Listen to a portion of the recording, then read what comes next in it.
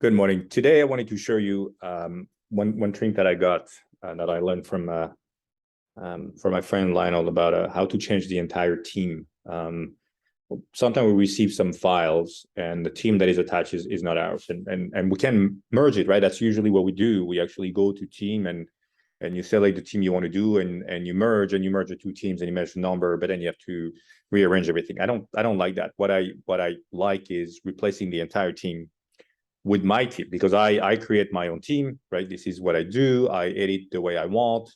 I have information about, the roster and all this kind of stuff and the player. So that's what I want to do. I want to get a DVW and I want to change my team in DVW. So what I do is when I get a match from somebody else that uses a team with the same number, I edit the match and I can select and change the team now, right? I can pick up the team.